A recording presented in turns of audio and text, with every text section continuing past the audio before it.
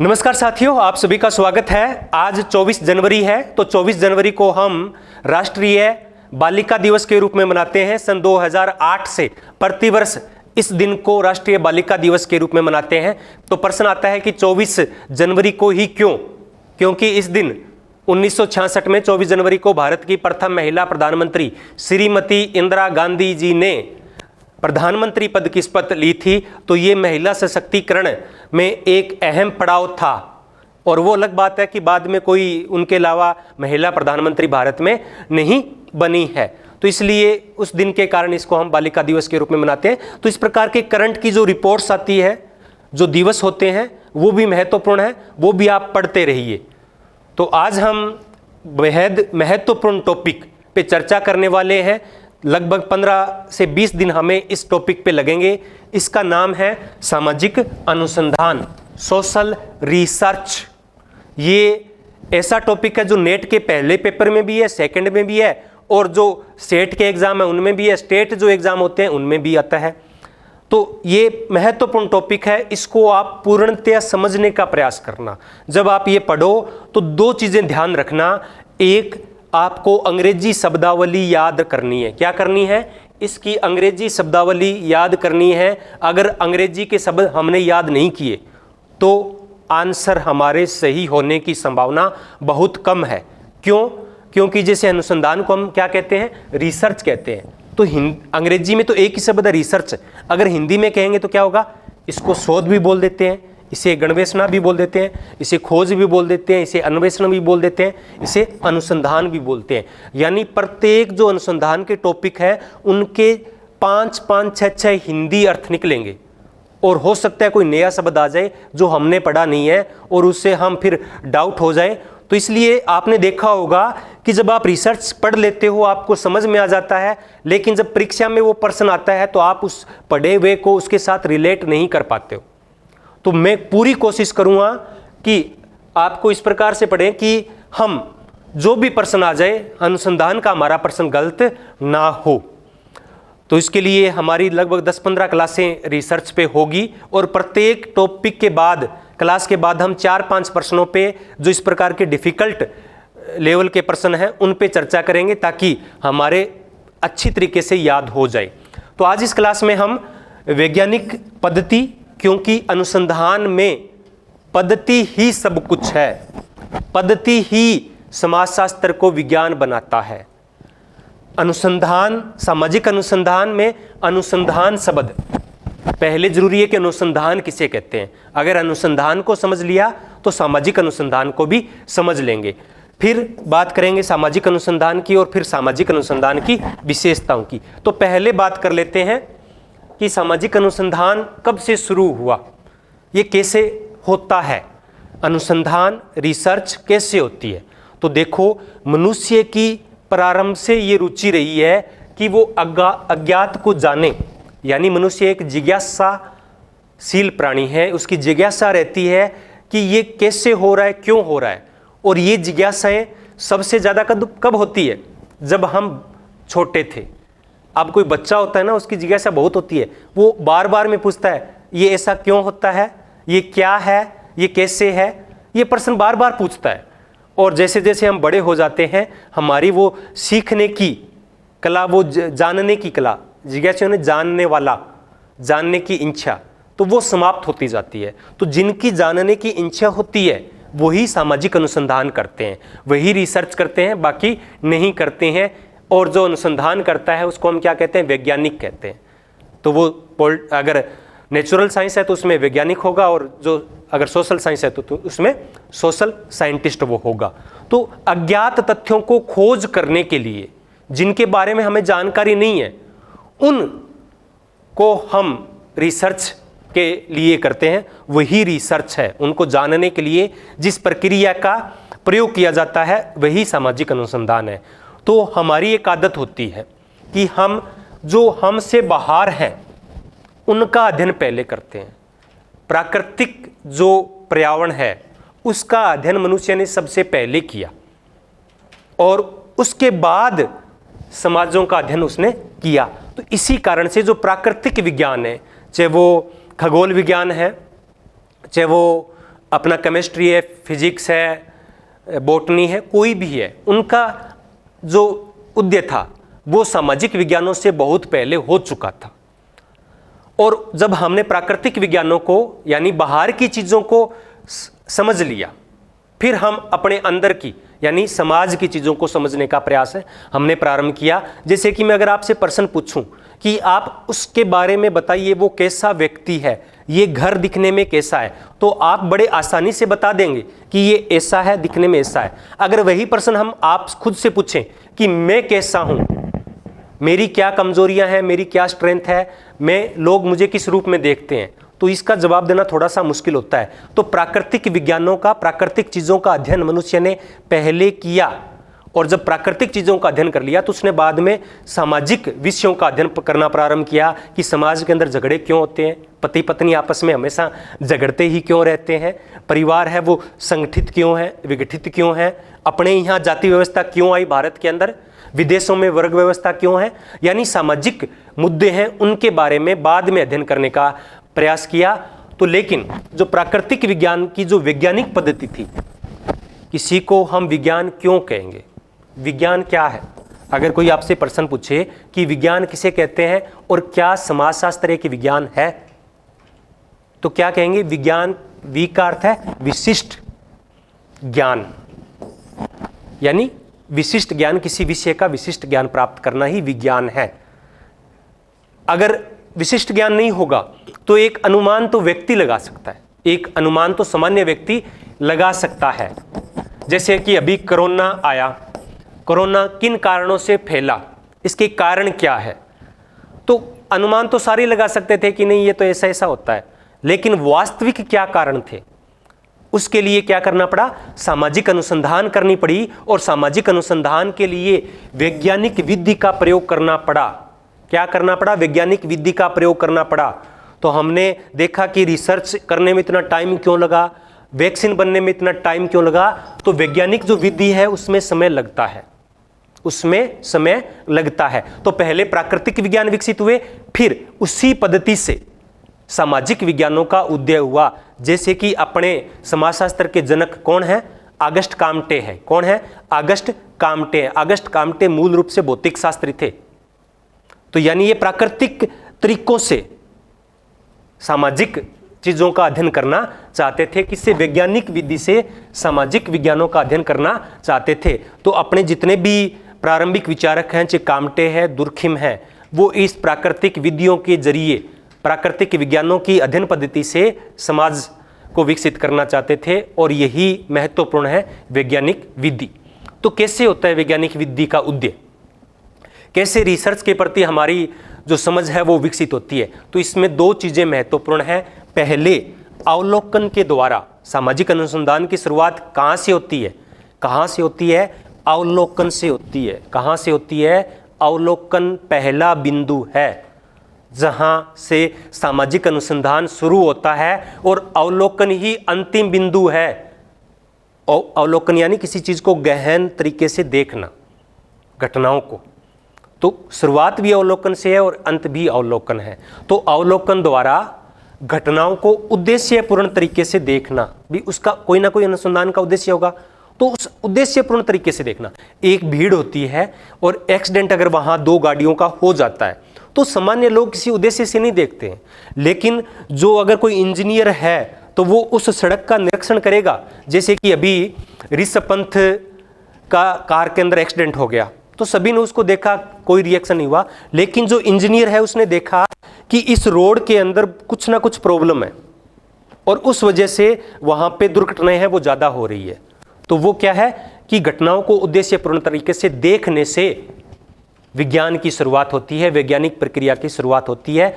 और सिर्फ ना कि देखना, बल्कि उस घटना के पीछे कार्य कारण यानी छिपे हुए जो कारण हैं उनको समझना, ये हमारी मूल प्रवृत्ति रही है, यही वैज्ञानिक प्रक्रिया है। पहले अवलोकन, फिर उसको अच्छी तरीके से देखना, फिर उनके कारणों को पता लगाना। तो ये कारणों को पता लगाने की प्रक्रिया है, इसे ही हम सामाजिक अनुसंधान कहते हैं। और इस प्रक्रिया की विधि, जिस विधि से, क्योंकि सामाजिक अनुसंधान है वो कई चरणों से होकर गुजरता है, इसकी कई स्टेज होती है, तो वो हम कल पढ़ेंगे, वो सबसे महत्वपूर्ण है। तो इस विधि को हम वैज्ञानिक विधि, साइंटिफिक मेथड कहते हैं। साइंटिफिक मेथड के कारण ही समाजशास्त्र एक विज्ञान है, और सामान्य व्यक्ति और एक समाजशास्त्री में वैज्ञानिक विधि का ही अंतर है। तो वैज्ञानिक विधि महत्वपूर्ण है, इससे कई बार है वो प्रश्न पूछे जाते हैं। एक प्रश्न यहाँ से बन सकता है कि विज्ञान किसे कहते हैं, तो किसी भी विषय का व्यवस्थित एवं क्रमबद्ध अध्ययन विज्ञान कहलाता है। अगर आपको कोई परिभाषा पूछ ली जाए ना कभी, तो आप लिख देना विज्ञान की परिभाषा क्या है, किसी भी विषय का व्यवस्थित एवं क्रमबद्ध अध्ययन, वैज्ञानिक विधि से अध्ययन। समाजशास्त्र किसे कहते हैं कि समाज का व्यवस्थित एवं क्रमबद्ध अध्ययन। राजनीति विज्ञान किसे कहते हैं, राजनीति का व्यवस्थित एवं क्रमबद्ध अध्ययन। भूगोल किसे कहते हैं, भौगोलिक घटनाओं का व्यवस्थित एवं क्रमबद्ध अध्ययन को भूगोल कहते हैं। तो विज्ञान किसी भी चीज को, किसी भी विषय को देखने का एक नजरिया है, उसकी एक वैज्ञानिक विधि है, उस विधि को ही हम विज्ञान कहते हैं। यहाँ दो कथन महत्वपूर्ण है, एक कार्ल प्रियंस और स्टुअर्ट चेंज, ये दो कथन है। ये दो कथन कई बार परीक्षा में पूछे जा चुके हैं। वैसे मैं वैज्ञानिक प्रक्रिया या वैज्ञानिक परिप्रेक्ष्य की चर्चा अलग क्लास में कर चुका हूं, लेकिन यहाँ दो कथन है, फिर मैं उनको रिपीट करना चाहूँगा, जो कि कई बार परीक्षा में पूछे जा चुके हैं। विज्ञानों की एकता पद्धति में है, न कि विषय वस्तु में। ये कथन किनका है, ये कार्ल प्रियंस का है। ये कथन है वो ये पेपर में आया था 2018 के अंदर, 2020 के अंदर, जो राजस्थान असिस्टेंट प्रोफेसर का एग्जाम था उसमें आया था ये कथन कि ये किसने कहा। तो सभी विज्ञानों की एकता उसकी पद्धति में है, ना कि विषय वस्तु में। यानी वैज्ञानिक पद्धति महत्वपूर्ण है, यहाँ पे वैज्ञानिक पद्धति महत्वपूर्ण है, विषय यहाँ पे महत्वपूर्ण नहीं है। तो एकता की बात है। अगर हम इस कथन को याद कैसे करेंगे, प्रियंस है वो एक, ने की विषय सामग्री से। तो ये दो कथन है, ये आप अच्छी तरीके से इनको याद कर लो, ये किसी भी परीक्षा में पूछे जा सकते हैं। अब हम सामाजिक अनुसंधान को पढ़ें कि सामाजिक अनुसंधान किसे कहते हैं। उससे पहले जरूरी है कि अनुसंधान किसे कहते हैं। अनुसंधान पीछा करना, अगर हिंदी की बात करें, खोज, संधान का मतलब क्या होता है, खोज, और अनु का मतलब पीछा करना। तो किसी चीज को, उसके कार्य कारणों को खोजने के लिए उसका पीछा करना, और तब तक पीछा करना जब तक वास्तविक कारण हम खोज ना लें। तो वैसे ये आप सभी जानते होंगे कि हम अंग्रेजी में अनुसंधान को क्या कहते हैं, रिसर्च कहते हैं। ये दो शब्दों से मिलकर बना है, ये तो आप जानते ही होंगे। री यानी पुनः या बार बार, पुनः या बार बार, और रिसर्च यानी खोजना, बार बार किसी को खोजना। तो इसका क्या मतलब होगा कि बार बार खोजना, बार बार खोजते रहेंगे क्या मिल जाएगा। तो इसका होता है, वैज्ञानिक तरीका आ गया, वैज्ञानिक तरीके से किसी चीज को बार बार खोजना, और तब तक खोजना जब तक उसके वास्तविक कारणों को हम समझ ना लें, जब तक वास्तविक कारणों को हम समझ ना लें। जैसे कोरोना वैक्सीन पे अगर हम रिसर्च की बात करें तो बहुत सारे रिसर्च हुई, बार बार हुई, पहले चरण की, दूसरे चरण की, तीसरे चरण की, फिर बाद में जब तक उनकी खोज पूरी नहीं हो गई वो रिसर्च कंप्लीट नहीं हुआ।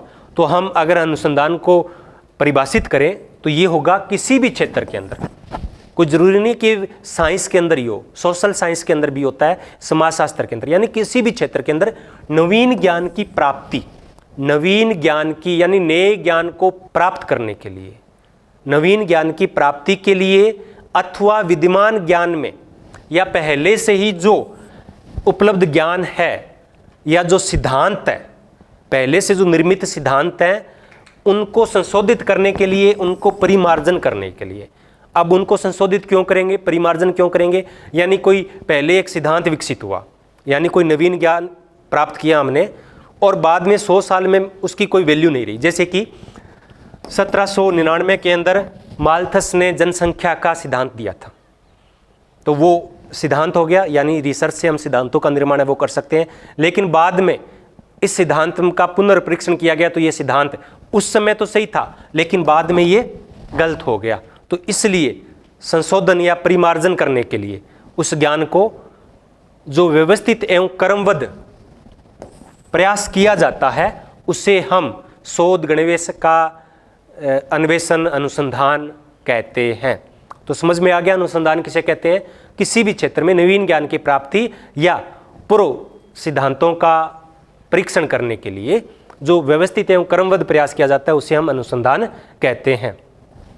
अगर हम परिभाषा की बात करें तो परिभाषा के साथ साथ मैं यहाँ आपको लेखक का नाम और पुस्तक का नाम बता रहा हूँ। ज़्यादा परिभाषाएं नहीं ले रहे हैं क्योंकि ज़्यादा से फिर गड़बड़ हो जाएगा।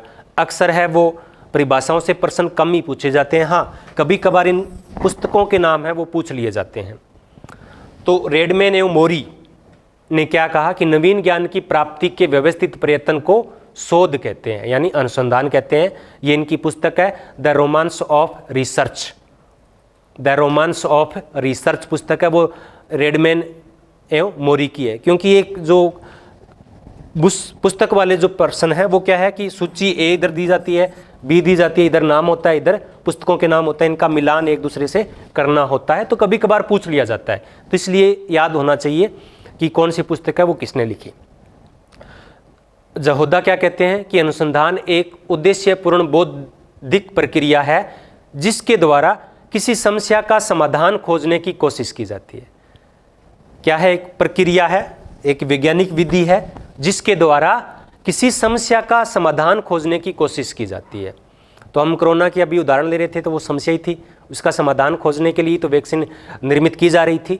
और ये इनकी पुस्तक थी research method in social relations.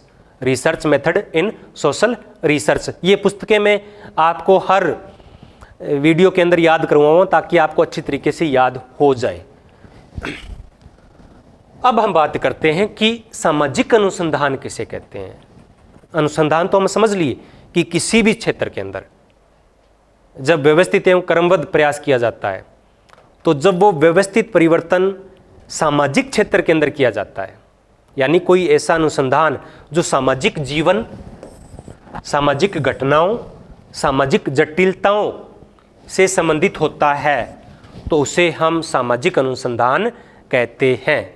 यानी अनुसंधान आ गया किसी भी क्षेत्र का व्यवस्थित एवं, तो यहाँ पे जब सामाजिक आएंगे तो सामाजिक क्षेत्र का व्यवस्थित एवं क्रमबद्ध अध्ययन सामाजिक अनुसंधान कहलाता है। तो अनुसंधान फिर सामाजिक अनुसंधान, अगर हम इनकी 2-3 परिभाषाएं यहाँ देख लेते हैं ताकि आपको अच्छी तरीके से समझ में आ जाए कि अनुसंधान क्या होता है।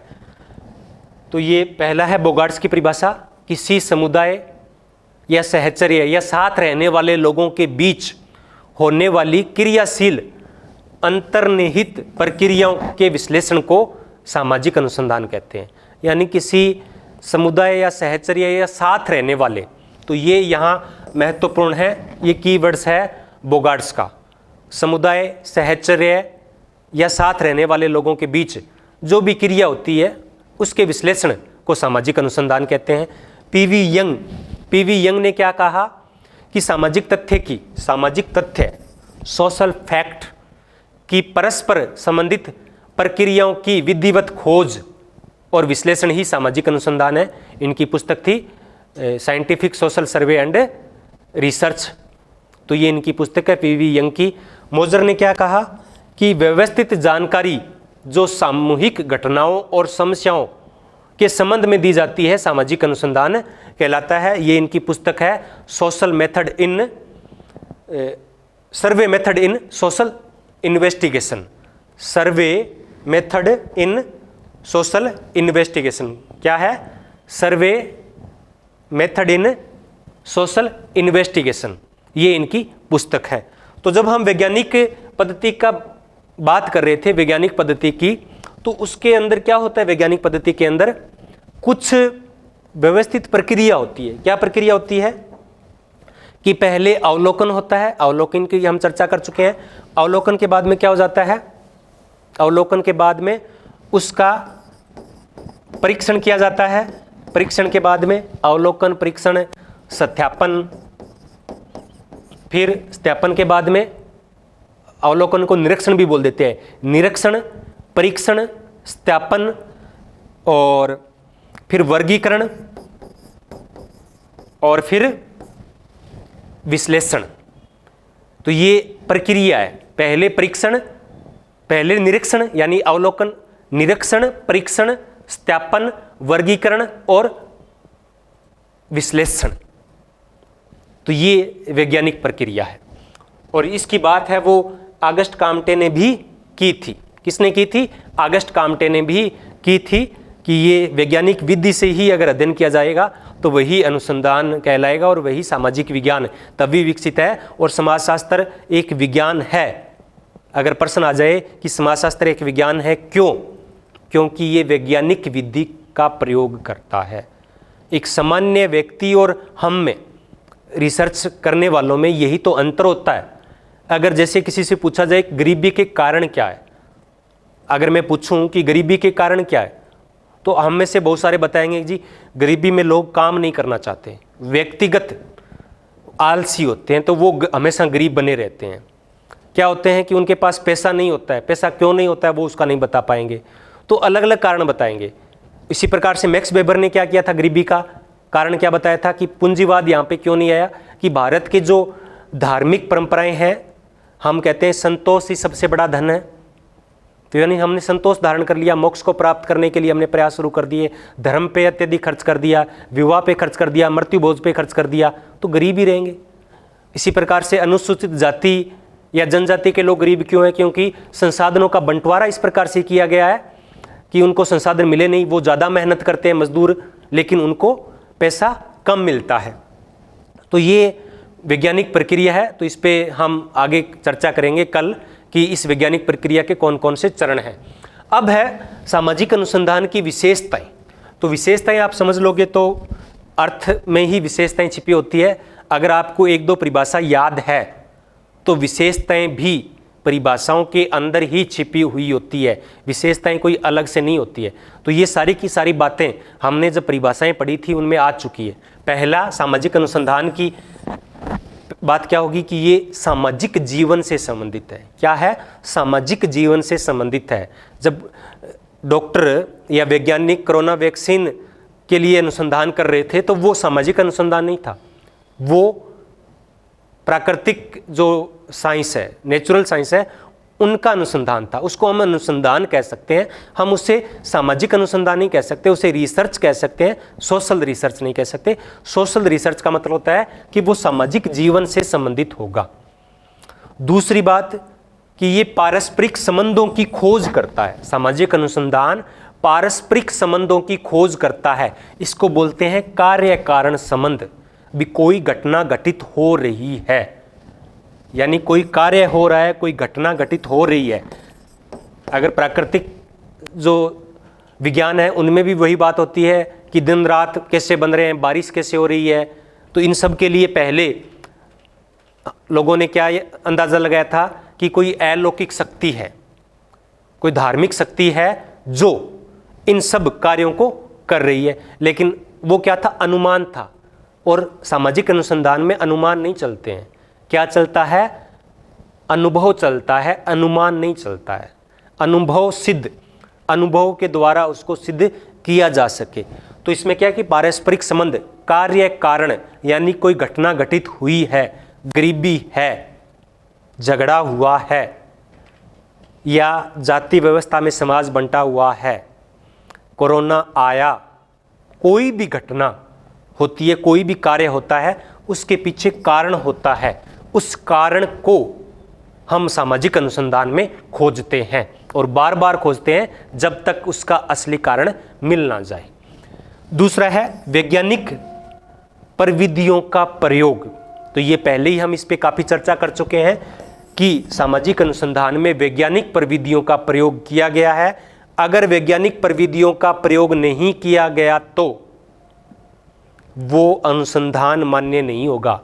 अब आपको पता होगा कि अपने देश के अंदर 2-3 वैक्सीन बनी थी, तो WHO ने, वर्ल्ड हेल्थ ऑर्गेनाइजेशन ने कुछ को मान्यता नहीं दी थी और उनसे कहा था कि अपने रॉ डाटा लाओ। वो कह रहे थे कि जिन वैज्ञानिक प्रविधियों का आपने प्रयोग किया है वो डाटा तो हमारे सामने लाओ। अगर आपने सही विधियों का प्रयोग करते हुए वैक्सीन निर्मित की है तो वो सही मानी जाएगी, अन्यथा नहीं मानी जाएगी। तो अगर वैज्ञानिक प्रविधियों का प्रयोग हुआ है वही सामाजिक अनुसंधान होगा, अनुमान है वो नहीं होंगे। नए सिद्धांतों का निर्माण करना सामाजिक अनुसंधान की प्रमुख विशेषता है, या फिर सिद्धांतों की पुनः परीक्षा करना। क्या करना? पुनः परीक्षा करना। प्राकल्पनाओं की जांच, हाइपोथेसिस, हाइपोथेसिस की जांच करना। हाइपोथेसिस भी आगे आएगा, यानी कोई एक अनुमान लगाया जाता है दो चरों के बीच में। क्या होता है? चर होते हैं किसमें? प्राकल्पना के अंदर, दो चरों के अंदर अनुमान लगाया जाता है। जैसे कि अभी मैंने बात की कि गरीबी क्यों है, तो गरीबी आलसीपन के कारण है। तो इसमें दो चर हो गए, एक तो गरीबी हो गया, दूसरा आलसीपन हो गया। तो ये अनुमान होता है, इसे ही हम हाइपोथेसिस कहते हैं। और इस हाइपोथेसिस की ही जांच है वो सामाजिक अनुसंधान में की जाती है। तो परिकल्पनाओं की जांच है वो सामाजिक अनुसंधान में की जाती है। दो चर होते हैं, एक अनुमान होता है, पहले हमारी बड़ी बड़ी सोच होती है उसके प्रति। जैसे कि कोरोना वैक्सीन का मैं उदाहरण दे देता हूँ कि किसने कहा कि ये जीवाणु बेस्ड है, ये डीएनए बेस्ड है, ये आरएनए बेस्ड है, तो अनुमान लगाया। जिनका अनुमान सही चला गया, सामाजिक अनुसंधान जब किया तो वो तो सक्सेस हो गई। जो नहीं किया गया फिर उनको दोबारा से रिसर्च प्रारंभ करनी पड़ी। विश्वसनीय ज्ञान की प्राप्ति, विश्वसनीय ज्ञान की प्राप्ति, यानी जो सामाजिक अनुसंधान का उद्देश्य होता है विश्वसनीय ज्ञान। यहाँ दो शब्द आएंगे, एक विश्वसनीयता और एक वैधता। विश्वसनीयता और वैधता, ये दोनों हम एक अलग टॉपिक में पढ़ेंगे। इनका अलग से टॉपिक बनेगा कि वैधता किसे कहते हैं, विश्वसनीयता किसे कहते हैं। आगे है सामाजिक प्रगति में सहायक, सामाजिक प्रगति में सहायक। तो सामाजिक अनुसंधान होता है वो क्या होता है? सामाजिक प्रगति में सहायक होता है। तो रिसर्च के बेस पे जो निष्कर्ष निकलते हैं उनके बेस पे सामाजिक नीतियां बनती है।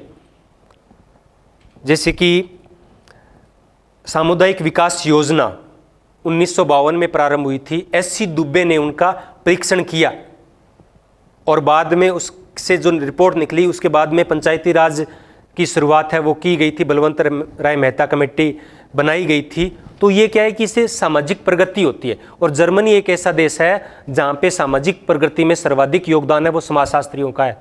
बड़े बड़े समाजशास्त्री हैं, उनके स्टैच्यू वो वहाँ पे चौराहों पे बनते हैं, राजनेताओं के नहीं बनते हैं, साइंटिस्टों के बनते हैं। इसलिए वो देश हमसे बहुत आगे है।